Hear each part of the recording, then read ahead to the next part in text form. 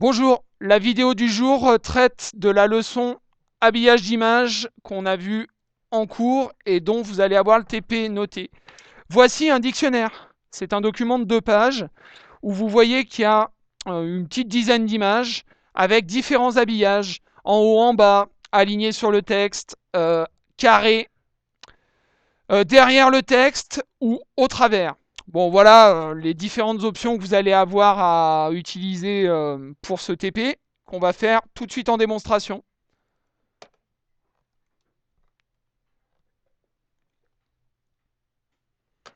Ok, voilà le document. Il est moche, il va falloir faire en sorte qu'il soit beau. Alors, vous pouvez faire CTRL-molette arrière pour dézoomer. C'est parfois intéressant d'avoir une vue un peu éloignée. Alors déjà, en fait, je vais vous demander de mettre un peu en forme le texte. Parce qu'un dictionnaire, en fait, c'est justifié. Les 3 colonnes, là, sont justifiées pour créer de la régularité. Vous faites CTRL-A pour sélectionner tout. CTRL-J pour justifier. Ensuite, si vous faites CTRL-molette avant pour zoomer, là, sur les modèles, vous voyez que tous les premiers mots, c'est-à-dire l'entête des définitions, sont en gras. Donc, vous vous mettez un peu loin, vous appuyez sur CTRL et vous faites une sélection discontinue. Et tourneau. Là, j'en vois pas. Je vais certainement en oublier, mais espadon. Alors, c'est du faux texte, hein, c'est du lorem ipsum, c'est du latin. Mais vous constaterez qu'il y a plusieurs noms là où il faut insérer les images qui sont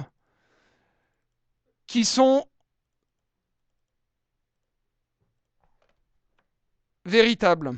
Donc, CTRL G pour le gras. Voilà. Alors, toutes les images sont en bas. Si je sélectionne celle-ci et que j'essaye de la déplacer, vous allez voir que, en fait, elles sont extrêmement difficiles à déplacer. Pour la bonne et simple raison qu'elles sont alignées sur le texte. C'est l'habillage de texte par défaut. Et en général, quand on fait un TP où vous créez une affiche, vous me dites, monsieur, j'arrive pas à déplacer l'image, c'est parce que par défaut, elle est alignée sur le texte. Donc en fait, elle se déplace de ligne en ligne de paragraphe. Donc c'est pas très intéressant. Alors on va commencer par la page 1. Et là, je vais essayer d'être assez précis. Il vous faut en fait un ordre spécifique pour insérer les images. C'est-à-dire que vous commencez par la première colonne, puis la deuxième, puis la troisième. Pourquoi? Parce que le texte de la première colonne va être chassé par l'image, il va se décaler sur la seconde. Le texte de la seconde colonne va être décalé vers la troisième, et le texte de la troisième colonne va être décalé vers la deuxième page. C'est normal, les images sont tout en bas et on les remonte. Donc en fait, il y a quand même un ordre, c'est d'abord le E. Ensuite, c'est le cheval, non pas parce qu'il est en bas à droite, mais parce qu'il est à cheval sur la deuxième colonne et la troisième. Et pour finir, ce sera l'équilatéral. Si vous faites l'équilatéral avant le cheval, en fait, vous allez être en galère parce que ça va chasser le texte, en fait, quand vous insérerez le cheval, ça va chasser le texte. Donc, on commence par la première page, je me mets un peu loin, je sélectionne le E. Là, si je le décale, vous avez vu qu'il s'aligne sur le texte. Vous allez dans l'onglet Format pour modifier l'habillage. C'est toujours dans Format que ça se passe. Là, il y a le petit chien. Vous cliquez dessus et vous mettez un habillage carré. Est-ce que ça ressemble au modèle? Non, pas vraiment. Là, vous voyez que le texte, ici, c'est une lettrine. En fait, c'est le début de la page des E. On le voit souvent dans les dictionnaires. Vous voyez qu'il n'y a pas de texte à côté. Donc, en fait, il y a plusieurs options. Soit vous connaissez la réponse, moi je vais vous la donner.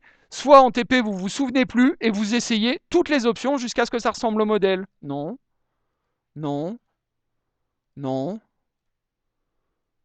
non, non. Ah ouais, c'est bon, c'est ça.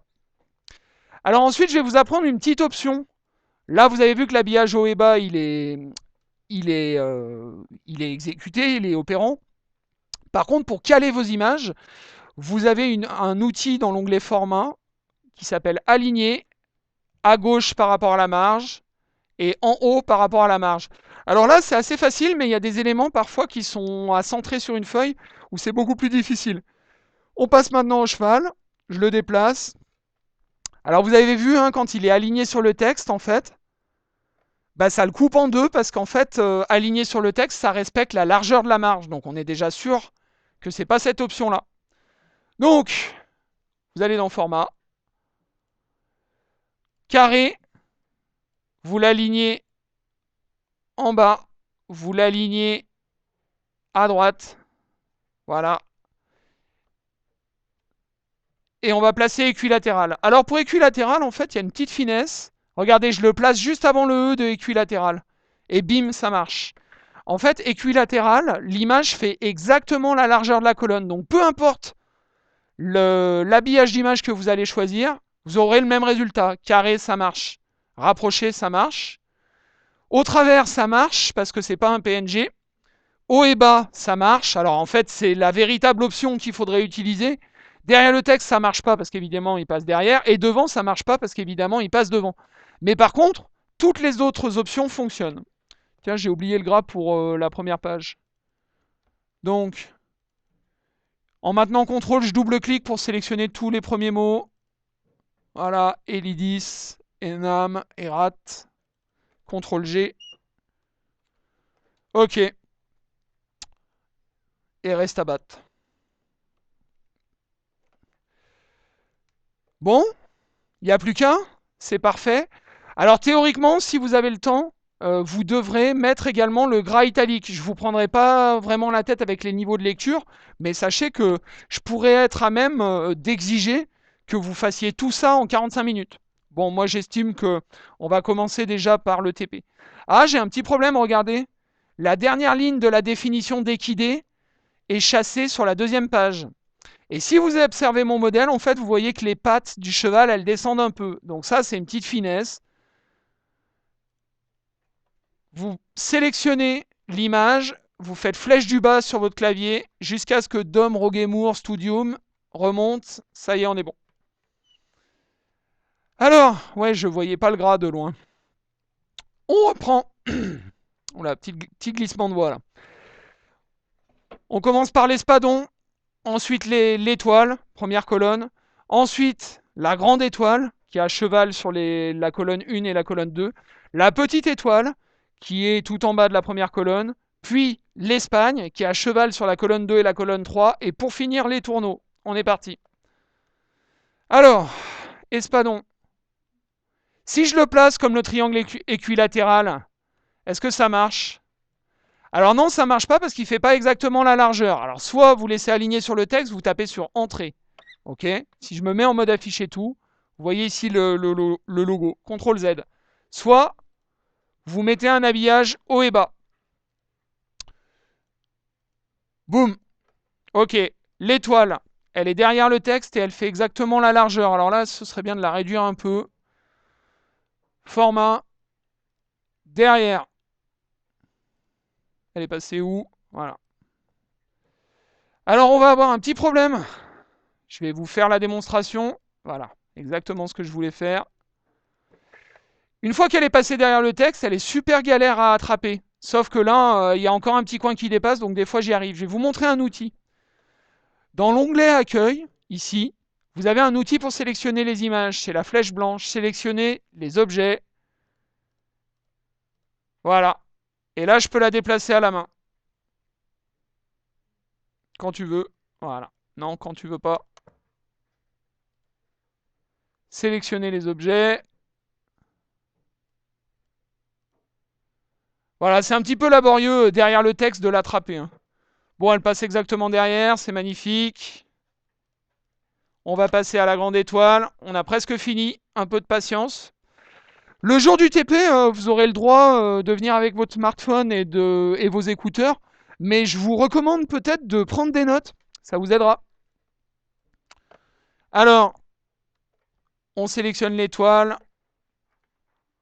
Celle-ci, il veut pas, je sais pas pourquoi.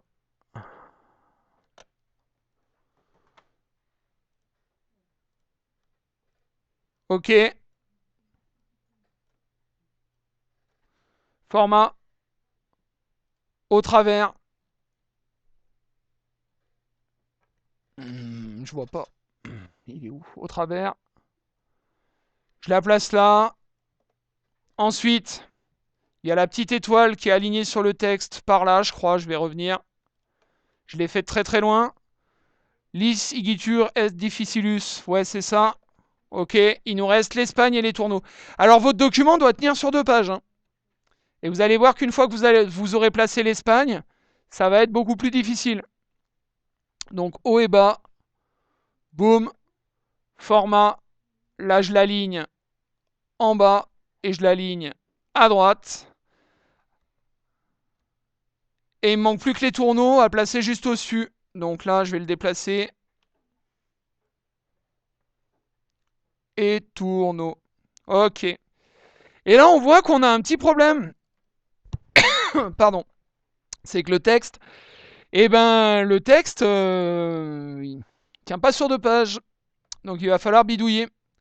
Donc déjà, vous allez modifier cet habillage d'image là. Vous mettez haut et bas. Et puis, on va bidouiller cette étoile. Alors justement, quand le texte est rapproché, vous voyez qu'il épouse la forme de l'étoile. Hein. C'est pour ça que j'utilise cette forme dans le cours, c'est que ça illustre bien l'habillage d'image. Mais il y a des options d'habillage d'image. On peut modifier les points d'ancrage. Regardez. Là, ici, il y a en fait un contour imaginaire qui épouse la taille du texte, notamment ici. Euripides, Fabulis, ok, ok. Alors, c'est pas ça qui va nous faire tout rentrer sur une page. Hein.